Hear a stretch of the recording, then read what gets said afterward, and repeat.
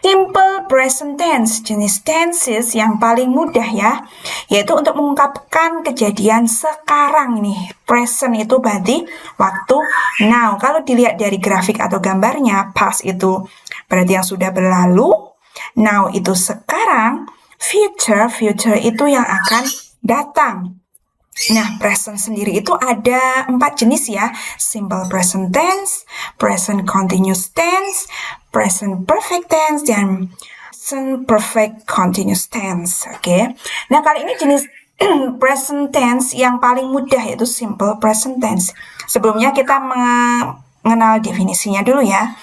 Jadi simple present tense itu digunakan untuk segala sesuatu yang true, benar, habits, kebiasaan sehari-hari atau mungkin harian kalian, schedules, jadwal, di waktu present sekarang ya, tanpa mengindikasikan jika kejadian-kejadian ini sedang terjadi sekarang, yaitu berarti kejadiannya itu kebiasaannya, tidak kejadian yang sedang dilakukan sekarang. Nah, ini timelinenya gini. Kalau past itu berarti kan di sini ya, past tense. Kalau now ini berarti posisinya itu di now, present, sekarang ya. Contoh kalimatnya nih. She sebagai subjek, reads kita ingat untuk subjek he, she, it. Itu verbnya itu harus ditambah s atau is atau ies gitu ya. Ini kan subjeknya she, berarti dikasih s ya. She reads a book. Jika kalian masih bingung bagaimana sih cara penambahannya, bisa buka video-video sebelumnya ya. Bagaimana cara menambahkan atau aturan dalam simple present tense untuk subjek he, she, it. Nah, keterangan waktunya yang biasa dipakai nih untuk bentuk simple present tense apa? Now, sekarang. Ini juga bisa dipakai untuk present continuous ya. Often, sering. Often, sering. Every day, setiap hari. On Mondays, pada hari Senin gitu ya. Never, tak pernah.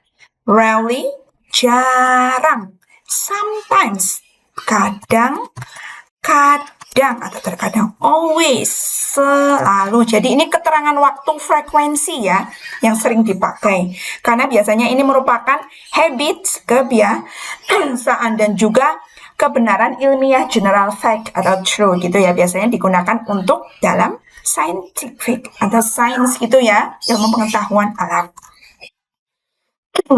Nah, ini cara membentuk kalimat positifnya ya. Contohnya ini, subjek, kata kerja dasarnya, objek atau pelengkap. Misalkan nih, untuk subjeknya I ya, berarti kata kerjanya untuk I, they, mungkin bisa ditulis lagi ya. Untuk subjek I, they, we, you, itu kata kerjanya tetap kata kerja dasar tanpa tambahan apapun. Tapi untuk subjek he, she, it, nanti verbnya itu bisa ketambahan s atau es atau ies gitu ya. Ingat-ingat. I play the guitar. Aku bermain gitar. Jadi kata kerjanya itu tetap play. I love chocolate. Aku suka coklat. Nah, ini ingat she harus ketambahan s atau es atau ies ya. Plays. Ada s-nya ya. The piano. They tanpa tambahan apapun, study every day. The sun rise in the morning. Matahari terbit di pagi hari. Nah, merupakan true ya atau general fact. Jadi memakainya simple present tense gitu. Bagaimana bentuk negatifnya? Pakai kata kerja bantu don't or doesn't. Nah, ini tergantung. Do not dipakai untuk subjek I, they, we, you. Sedangkan does not dipakai untuk subjek he, she, it. Itu yang perlu diingat aja. Dan kembali ke bentuk verb dasar tanpa tambahan apapun. Itu yang perlu diingat-ingat. Contohnya, they don't like, tetap like ya. She does not dance. Nah, dance-nya di sini tanpa tambahan s atau apapun ya, kembali ke bentuk kata kerja dasarnya. They do not watch ya.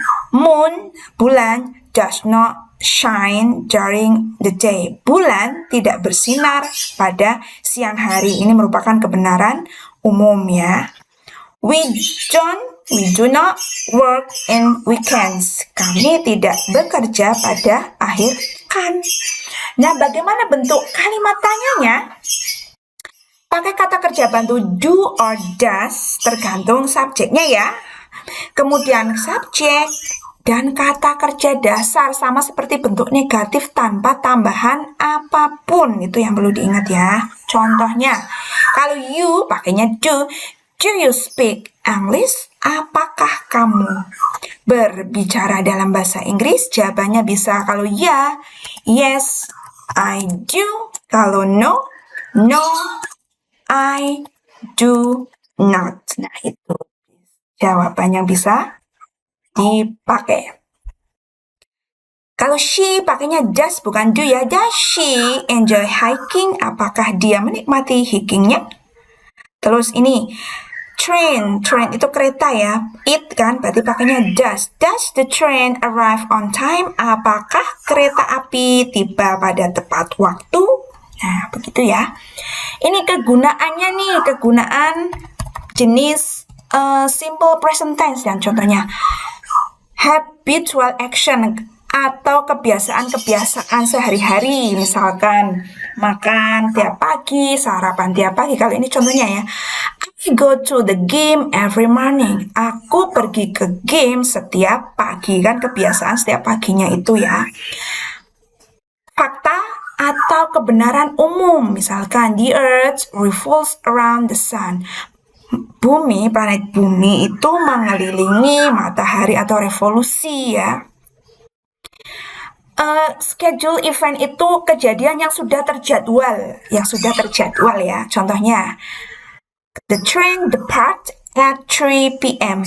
Kereta api depart itu berangkat pada jam 3 sore. Jadi kejadiannya sudah terjadwal, pasti ya, paten. Untuk mengungkapkan pendapat dan kepercayaan, contohnya, I think that's a great idea. Saya rasa itu ide yang sangat luar biasa bagusnya. Itulah kegunaan simple present tense ya. Semoga kalian tambah paham. Saya juga sudah sering membicarakan atau menjelaskan materi simple present tense ya, dan latihan-latihan soalnya, jadi kalian bisa lihat-lihat materi sebelumnya. Sekian dulu, semoga see you in the next video. Bye!